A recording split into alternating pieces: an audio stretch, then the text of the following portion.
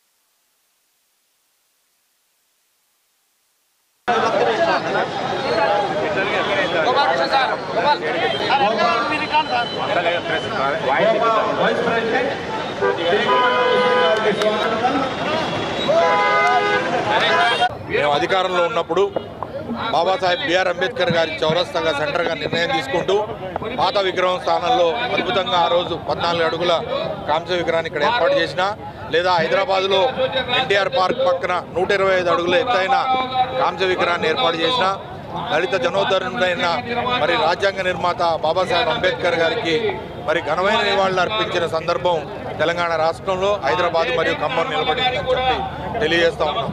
అనే ఆశయాల పట్ల నిబద్ధులమై ఉన్నామని చెప్పి మరొకసారి తెలియజేసుకుంటూ దళిత గిరిజనులు మరియు బలిగిన వర్గాల అభ్యున్నతి కోసం పాటుపడిన బాబాసాహెబ్ అంబేద్కర్ గారికి ఆశయాలు కట్టుబడి ఉంటాం. అదే బాటలో నడుస్తాం. కేసీఆర్ గారు చూపించిన ఆ బాటని తప్పకుండా మరింత ముందుకు తీసుకుపోతామని చెప్పి కూడా తెలియజేసుకుంటూ అంబేద్కర్ గారికి ఘనమైన నివాళి వారి జయంతి సందర్భంగా తెలియజేస్తా ఉన్నాం. జై భీమ్.